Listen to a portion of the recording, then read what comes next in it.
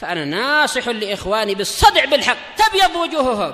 السكوت في مسألة الحزبية يضرها، فاصدع بما تؤمر وأعرض عن المشركين. سلامي على دماج ورجالها والشيخ يحيى ودار العلم يا سعد بانيها. Bismillahirrahmanirrahim. Alhamdulillah hamdan katsiran thayyiban mubarakan fih kama yuhibbu rabbuna wa yardah. Asyhadu an la ilaha illallah wahdahu la syarika lah wa asyhadu anna Muhammadan abduhu wa rasuluh sallallahu alaihi wa ala alihi wa ashabihi ajma'in, amma ba'd. Adab terakhir yang kita ambil apa? Hadir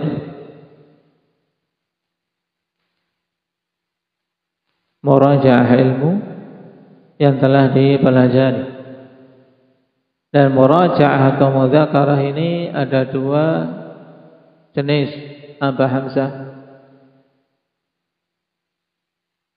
Murajaah sendiri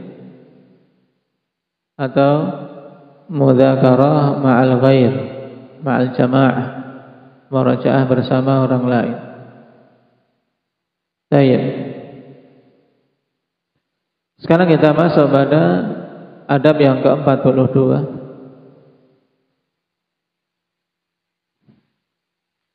Qala Syekh Bakar Abu Zaid rahimahullahu ta'ala, talibul ilmi ya'ishu bainal kitabi wa sunnati wa ulumiha. Penuntut ilmu itu hendaknya hidup di antara Alkitab dan Sunnah serta ilmu-ilmu tentang kitab dan Sunnah. Nah, ini hendaknya terpatri pada diri kita semua, kawan, bahwasanya kita hidupnya ini ya di sekitar dua perkara tadi, antara Alkitab dan Sunnah. Tidak beralih dari keduanya. Ilmu-ilmu seputar Alkitab dan Sunnah. Terus setelah selesai menghafal, berusaha memahami, mengambil istinbat, membahas, menulis, dan seterusnya. Qala fahuma lahu kal janahaini lit-ta'ir. Sebab keduanya, yaitu Alkitab dan Sunnah, bagi penuntut ilmu itu ibarat dua sayap bagi seekor burung. Burung tidak akan bisa terbang tanpa dua sayap yang seimbang. Fahdar an takuna mahidhal janah.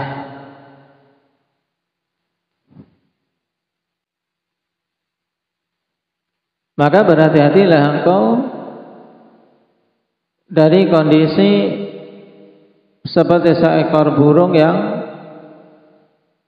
sayapnya remuk, retak atau patah, karena tidak akan bisa terbang. Dalam artian, kalau seorang meninggalkan Alkitab dan Sunnah, maka seperti burung yang patah sayapnya, tidak akan bisa terbang.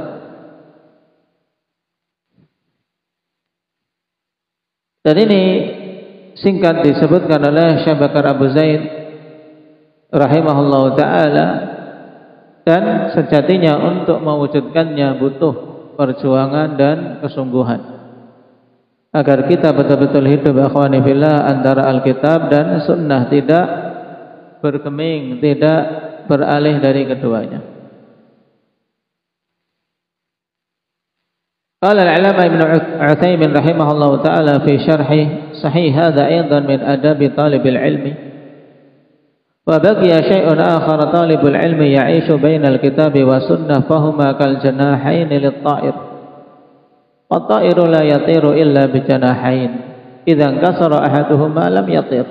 Dan ini jelas, ya kan? Penuntut ilmu hendaknya hidup di antara Alkitab dan Sunnah. Maka untuk bisa menerapkan akhwan di antara hal yang meringankan kita dari beban, dari fitnah, untuk kita apa? Berada bersama-sama dengan saudara-saudara kita. Apalagi di zaman seperti ini untuk seorang sendirian berat. Untuk seorang i'tizal, hidup sendiri, menjauhi saudara-saudaranya, berat. Pertama, dia harus bersinggungan dengan awamun nas, ahli bidah wal ahwa, mulai dari salatnya. Salat bersama mereka yang setiap harinya dia akan melihat kebid'ahan yang tidak bisa dia ingkari, sehingga senantiasa keimanan dalam kondisi yang paling lemah. Dan ini diantara dampak buruk yang harus diingat oleh setiap sunni, setiap salafi. Ketika berjamaah di masjid-masjid yang di situ padanya kebid'ahan, bahwasanya dia ketika itu senantiasa dalam kondisi iman yang lemah. Kenapa? Karena dia melihat kebid'ahan, tidak bisa mengingkari.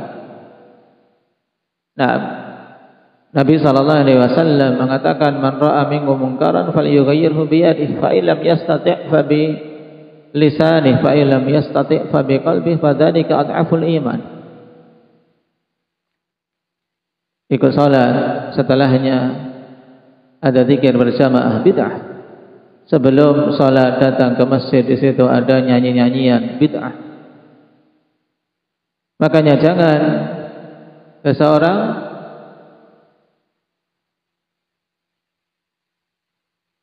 bermudah-mudahan dalam hal ini untuk membiasakan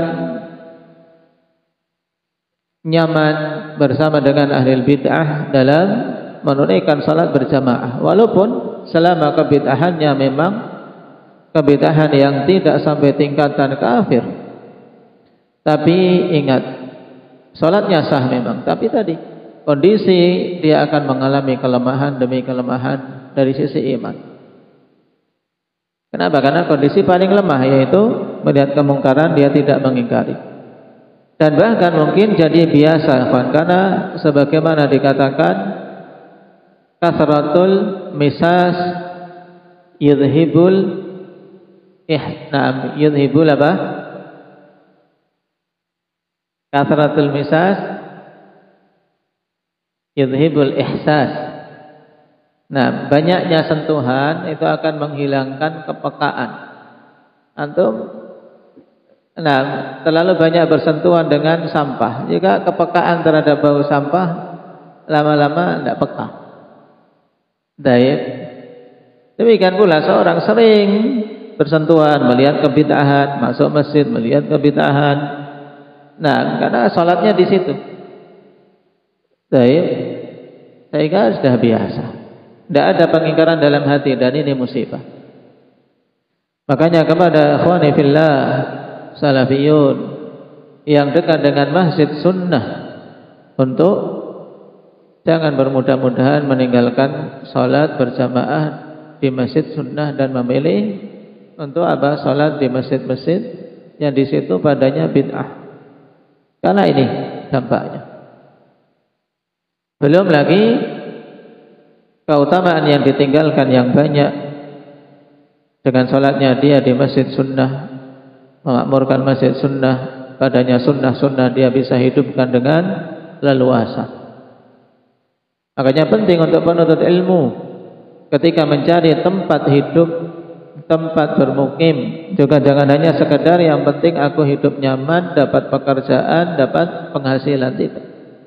Tapi hendaknya dia hidup di tempat yang memang dia betul-betul bisa dekat dengan Alkitab dan Sunnah, bisa menegakkan Sunnah dalam ibadah maupun dalam muamalah.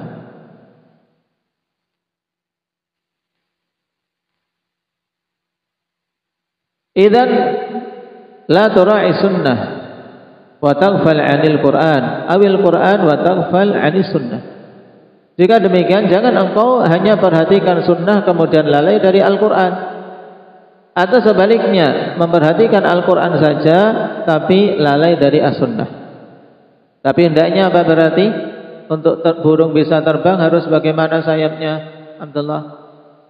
seimbang, dua sayapnya seimbang, sehingga Al-Quran dan Sunnah diseimbangkan untuk kita kedua-duanya mengambilnya dan mempelajarinya. Katsirun min talabatil ilm ya'tani bi sunnah wa syuruhiha wa rijaliha wa mustalahatiha i'tina'an kamilan, lakin law sa'altahu an ayatin min kitabillah ma qaddama rajulan wa la 'arafa syai'an, hadza ghalab. Banyak dari penuntut ilmu mereka memperhatikan tentang sunnah dan syarah-syarahnya serta mempelajari rijal, perawi-perawi sanad, kemudian mustalah dengan perhatian yang sempurna. Tapi ketika engkau bertanya tentang suatu ayat dari kitabullah, ini ayat di surat apa, atau teruskan ayat ini, tidak bisa mengajukan satu orang pun, ya, tidak ada yang bisa maju. Wala arafa syai'an, dan tidak mengetahui apa-apa. Hadza ghalat, ini keliru. Bal la budda an yakuna al-kitab wa sunnatu kilahuma janahani lak. Tapi mesti kitab dan sunnah itu kedua-duanya hendaknya menjadi dua sayapmu. Wal janah al-aslu huwal Qur'an, kadzalika aidan syai'un thalith lakinnahu dakhilun fi qaulil muallif wa ulumiha. Kalamul ulama. Baik, dan sayap ini pokoknya adalah Al-Quran yang menjadi pokok. Kemudian sunnah. Demikian pula perkara yang ketiga yang hendaknya diwujudkan, akan tapi sudah masuk dalam perkataan muallif wa ulumiha, dan ilmu-ilmu tentang Alkitab dan sunnah, yaitu untuk memperhatikan kalamul ulama. Nah, ini penting ma'syara talabatul ilm. Dan sampai seorang mengklaim kembali kepada Alkitab dan Sunnah, kemudian melempar perkataan dan penjelasan serta bimbingan para ulama. Kata Syekh Ibnu Utsaimin, "Aidan la tuhmil kalam al-ulama, la taghfal anhu." Demikian pula jangan engkau engkau sepelekan perkataan ulama dan engkau lalaikan. Lianna al-ulama ashaddu minka rusukhan fil ilmi. Perhatikan kalimat ini, lianna al-ulama ashaddu minka rusukhan fil ilmi. Karena ulama itu lebih kuat kedalamannya dalam ilmu, lebih kokoh ilmunya. Mereka telah melalui fitnah demi fitnah, telah menelaah. Dan ini bukan seruan untuk taklid, tapi memang demikian yang diajarkan oleh para ulama. Untuk seseorang tidak melepas sendiri pemahamannya tanpa bimbingan ulama. Wa indahum min qawaidi syari'ah wa dhawabiti syari'ah wa asrariha ma laysa indak. Dan di sisi ulama ada kaidah-kaidah syariat dan dhawabit syari'ah serta rahasia-rahasia syariah yang mereka pahami dari taufik yang Allah Subhanahu wa taala berikan yang tidak engkau miliki. Fala tuhmilhu, maka jangan engkau kesampingkan kalam para ulama, bimbingan para ulama dalam memahami Al-Quran dan Sunnah, terlebih lagi dalam memahami fitnah-fitnah yang muncul.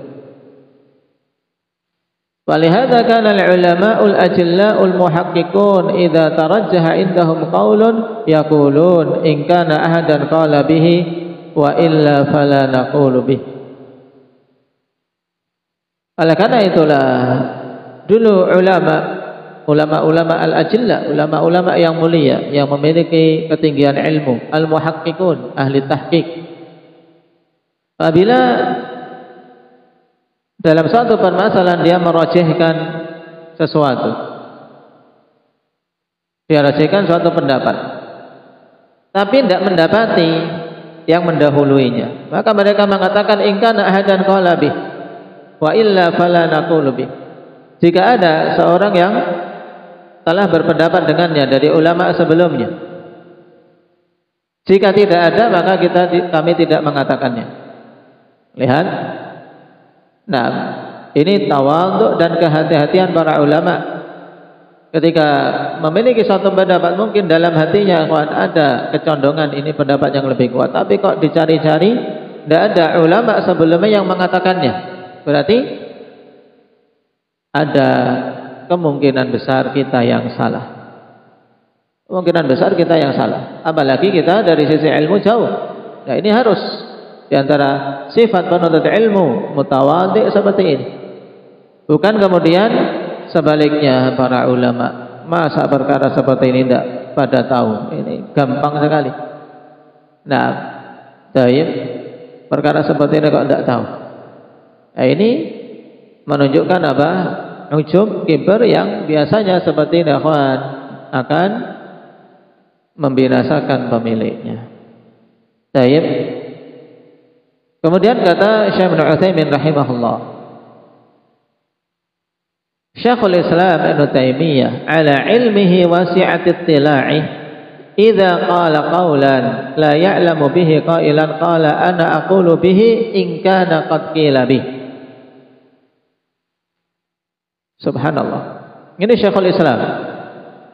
Ya beliau ketika mengambil istinbat tanpa menisbahkan kepada ulama sebelumnya, orang sudah percaya atau tidak? Indahnya akbar. Ketika beliau memberikan fatwa walaupun tidak menyebutkan ini pendapat Imam Ahmad, ini pendapat Imam Syafi'i, langsung ini pendapatku, orang sudah percaya atau belum? Yang katakan Syekhul Islam, orang percaya. Nah, orang akan percaya, tapi lihat, nah, beliau ketika memfatwakan mengatakan jika pendapat ini, nah, atau apabila berpendapat suatu pendapat yang beliau tidak mengetahui ada yang berpendapat dengannya sebelum beliau, maka beliau mengatakan aku berpendapat dengannya apabila telah ada yang mengatakan demikian. Yaitu jika telah ada salaf yang mendahuluinya, ada yang berpendapat seperti itu sebelumnya. Taib wala ya'khudhu bi ra'yihi, beliau tidak mengambil pemikiran beliau sendiri. Taib wa yaqul ana khalas fahimtu minal qur'ani kadza wala alayya minan nas hadza ghalat.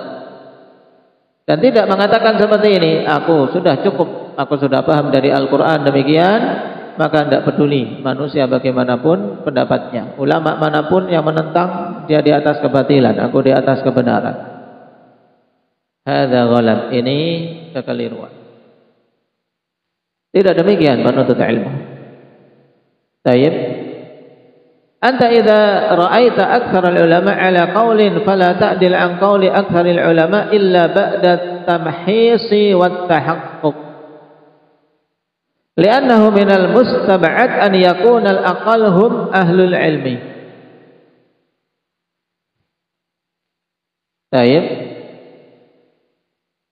Li'annahu minal mustab'ad an yakuna al-aqal hum ahlul ilmi, yakni bima'na idza ra'aita mas'alatan minal masaili ikhtalafa fiha al-ulama wa aktsaruhum yaqulu bikadza wal akharun yaquluna bikadza wa tarajjaha 'indaka qaul al-aqal la ta'khudh bihi mubasharatan 'ala tul.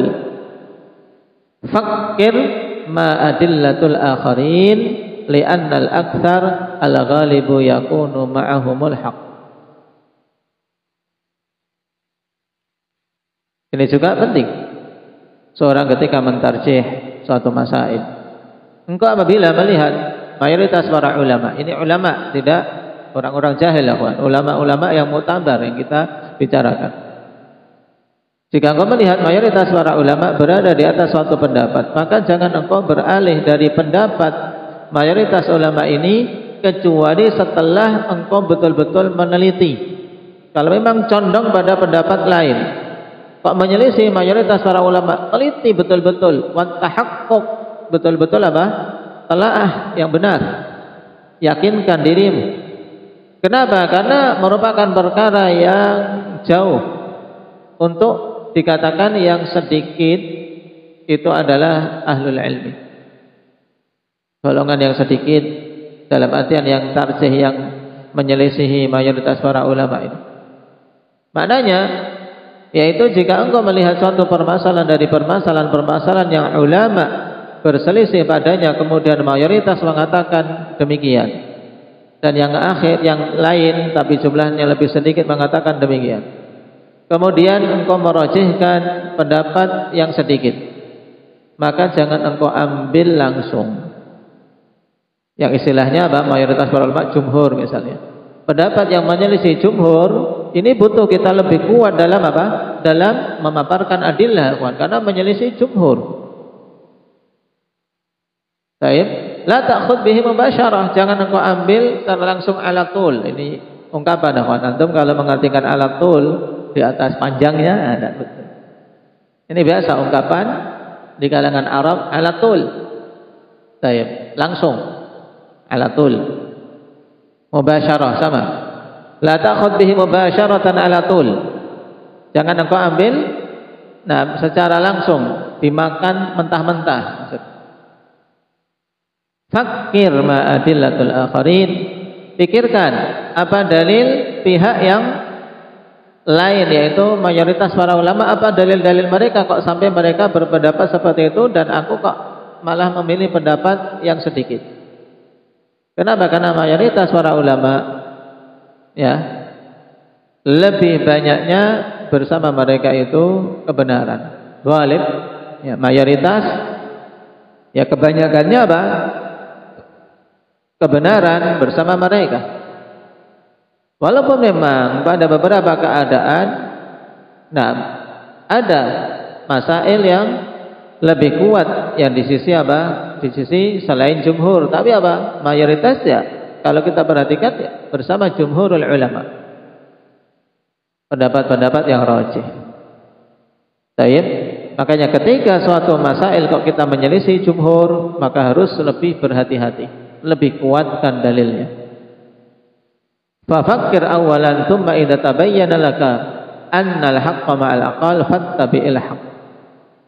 Pikirkan pertama dulu yang mantap, jangan hanya sekedar modal semangat, tapi betul pikirkan yang mantap, pikirkan mendalam, pikirkan dalil pihak lain, apa alasan mereka, sehingga apabila memang telah jelas bagimu bahwasanya kebenaran bersama dengan pendapat yang sedikit tadi, maka ikuti kebenaran tetap, karena kita diperintahkan untuk mengikuti kebenaran, bukan hanya sekedar melihat jumlah. Cuma di sini adab dari Syekh Ibnu Utsaimin dibimbingkan dalam kita membahas akhwat. Ketika kok kita merajihkan sesuatu yang menyelisih jumhur, kita condong pendapat yang menyelisih jumhur ketika membahas, maka harus lebih kuat dalam membahas. Yani kaunuka ta'khudhu ala tul bima tarajjaha indak wal jumhur ala khilafi hadza la yanbaghi abadan. Maksudnya engkau mengambil secara langsung sesuatu yang engkau rojihkan dalam keadaan jumhur menyelisihinya, maka ini tidak seyogyanya bagi penuntut ilmu selama-lamanya. Tidak pantas seperti ini. Jangan ambil langsung, jangan telan mentah-mentah, tapi teliti lebih mendalam. Kadzalika aidan ta'ti mathalan adillatu syawadin tukhaliful adillata allati hiya kal jibal fi syari'ati wad dalalah. فيأخذ الإنسان بهذا الدليل الشاذ ولعله لا يثبت عن النبي صلى الله عليه وسلم أو ثبت وهو منسوخ أو ثبت وهو مخصوص فنقول أرفق ما جاء هذا يخالف الأدلة التي هي كالجبال بالشريعة فلا تتعجل في الأخذ به انتظر تمهل. Nasihat bagus akhwan dalam kita dalam kita mentarjih. Dan ini nasihat dari seorang yang telah bergelut dengan ilmu secara mendalam dan menjadi kerujukan ummah dan diketahui hasil dan diketahui jejak-jejaknya. Al-Alama Ibnu Utsaimin rahimahullah. Demikian pula apabila datang contoh dalil yang syadz, menyelisihi perawi-perawi yang banyak, yang menyelisih dalil-dalil yang seperti gunung kokohnya dalam syariat dan dalam penunjukannya. kemudian seseorang mengambil dalil yang syadz ini, kemungkinannya tidak sabit dari Nabi, atau dia sabit tapi mansukh, atau dia sabit tapi makhsus, dikhususkan. Maka kami katakan, nah, hati-hatilah. Baik. Dalil yang datang yang menjadi dalil lain yang seperti gunung besarnya dalam dalil-dalil syar'i yang sangat jelas, maka jangan terburu-buru mengambilnya. Tunggu tamahal, pelan-pelan, teliti lebih mendalam. Fahadhani amran unabbihu alaihima li ahammiyatihima. Maka dua perkara ini aku berikan tanbih atas keduanya karena pentingnya perkara itu. Karena terkadang penuntut ilmu, ikhwan, kalau sudah merasa bisa membahas, kemudian apalagi dia menyelisihi syekhnya, seakan-akan dia sudah mengangkat dirinya di atas para masyayikh yang dia dulu bersimpuh di sisinya. Apalagi ketika merasa memiliki pengikut. Maka adab ini penting untuk betul-betul dicamkan dalam diri kita. Mukhalafatul jumhur wa mukhalafatul qawaid fi syariatil islamiyah.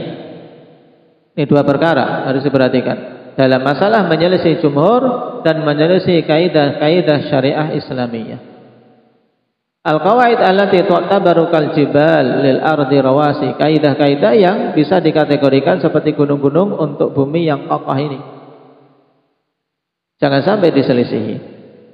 Nah, ini nasihat yang sangat bagus dari Al-Allamah Ibnu Utsaimin rahimahullahu taala.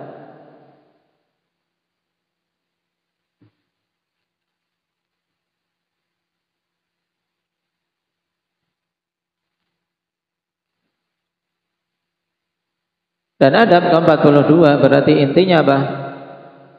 Intinya bagaimana ini adab ke-42? Hendak ya cahaya penuntut ilmu harus dia hidup seputar apa? Alkitab dan Sunnah. Itu. Kemudian ditambahkan oleh beliau apa? Dengan bimbingan kalam para ulama dalam memahaminya. Baik.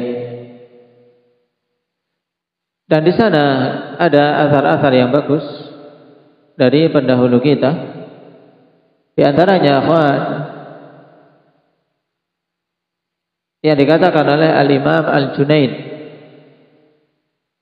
rahimahullahu taala sebagaimana dalam Fadlu Ilmi Salaf karya Ibnu Rajab. Kata beliau, ilmuna hadza muqayyadun bil kitabi was sunnah.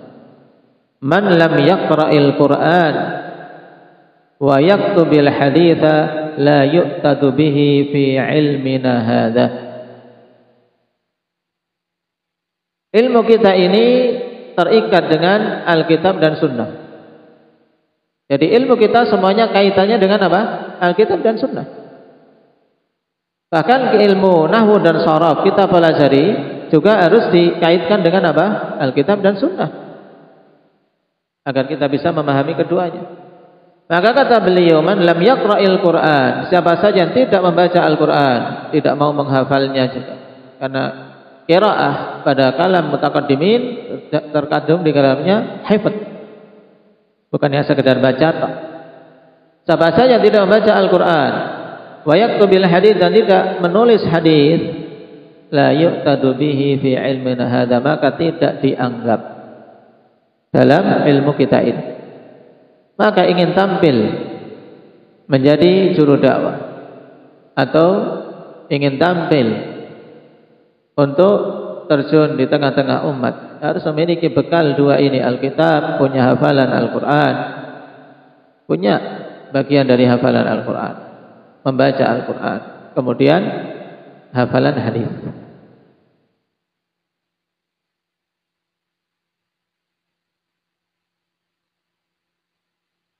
Dan siapa saja yang membangun ilmunya di atas dua ini, maka dia telah mencocoki jalan an-nubuwah sebagaimana ditegaskan oleh Syekhul Islam Ibnu Taimiyah. Faman banal kalama fil ilmi al-usuli wal furu' 'ala al-kitabi wa sunnah wal atharil ma'thurati 'anis sabiqin faqad asaba tariqan nubuwah.